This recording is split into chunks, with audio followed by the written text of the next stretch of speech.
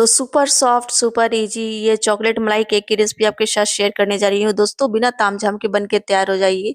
ये एक requested recipe थी तो हम आपके साथ शेयर कर रहे हैं। मेरी एक फ्रेंड बोली थी। तो नमस्कार दोस्तों, आपका स्वागत है अर्चना हेडिया रेसिपी में।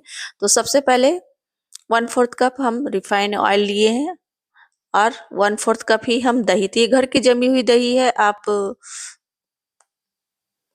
खट्टा दही मत लीजिएगा बहुत ज्यादा। और ये आधा कप चीनी लिए हैं, तो ये पीसी हुई चीनी है। तो इसको ना बहुत ही अच्छे से हम आपस में इसको मिला लेंगे। जब तक मिलाएंगे जब तक चीनी घुल जाएगी, तो 2 से 3 मिनट में इसको विस्क करेंगे तो ये घुल जाएगी। और सारे इंग्रेडिएंट्स को हम छान के लेंगे। तो 250 मतलब के आसपास, ये ग्राम के आसपास, ये मतलब ml लिखा हुआ है, मैदा है।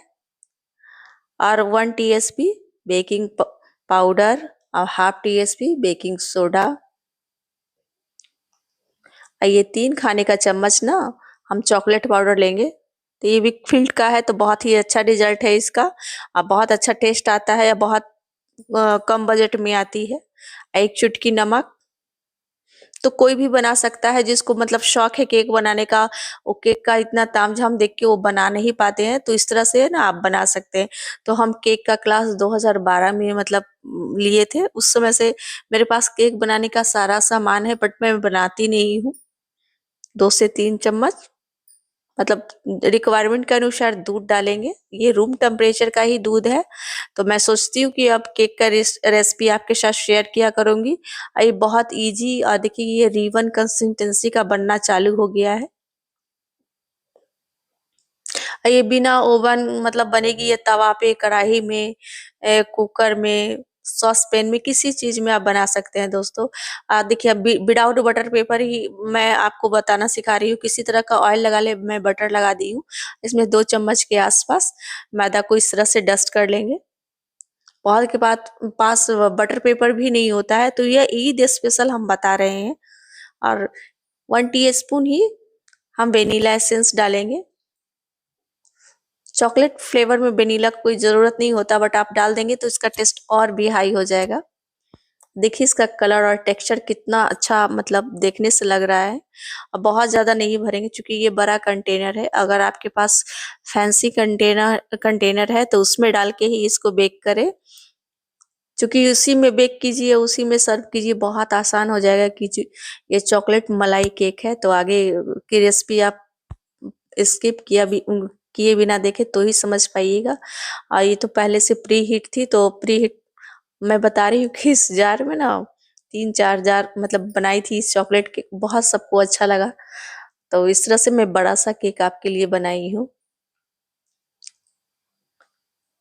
और ये 1 गिलास दूध में ना 1 बड़ा चम्मच बटर का डाल दिए हैं। अगर आपके पास बटर नहीं हो तो खाने का तेल भी डाल सकते हैं। आइए मतलब चॉकलेट पाउडर है और ये कस्टर्ड पाउडर है।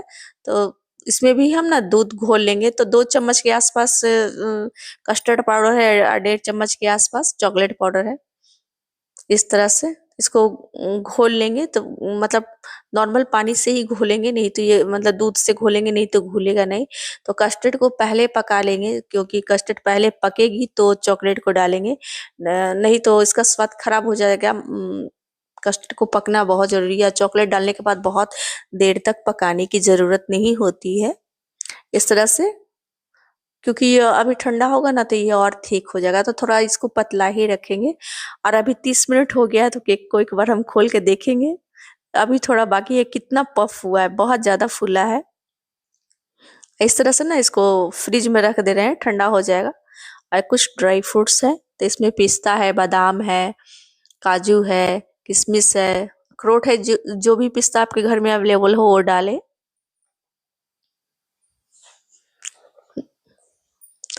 और इस तरह से देखिए बहुत ही अच्छे से पफ हो गया है। अब उसका चेक कर लेते हैं।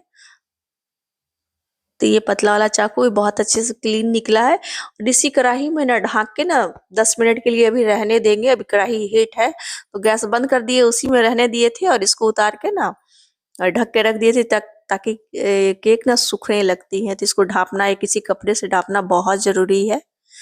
तो चाहे तो आप इसी में प्रिक करके ना वो जो लिक्विड हम लोग मलाई लिक्विड बनाए ना तो इसमें डाल सकते हैं। बट मैं आपको थोड़ा सा देखने में प्रेजेंटेबल लगे तो मैं प्लेट में दिखा रही हूँ।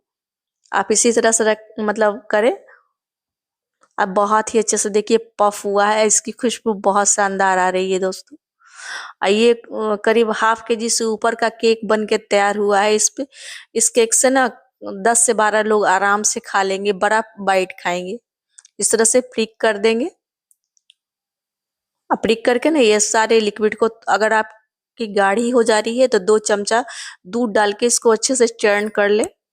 इसके बाद डाले पट, ये बहुत बहुत अच्छी है। इससे ज्यादा ये देखिए ये कनास का भी काम कर रहा है। बहुत ज्यादा डार्क चॉकलेट खरीदने का, 2 mm चॉकलेट खरीदने के किसी तरह का जरूरत नहीं पड़ेगा। इस तरह से भी आप बना के अपना बर्थडे पे भी सेलिब्रेट कर सकते हैं। अभी तो ईद आ रही है, रमजान चल रहा है, तो इस तरह का डेजर्ट आप बना के आराम से अपने दस्तरखान की शोभा बढ़ा सकते हैं। जितने तरह के ड्राई फ्रूट्स है या फ्रूट्स हैं ऊपर से डाल के इसको एंजॉय करें आइसक्रीम के साथ, ठंडा ठंडा आइसक्रीम के साथ। वैसे भी इसको ठंडा करके ही सर्व करना है।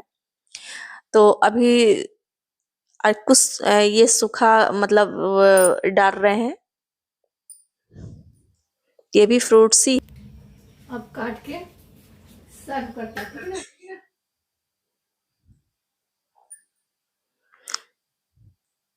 हाँ, इसको करीब आधा घंटा के लिए हम छोड़ देंगे फ्रिज में।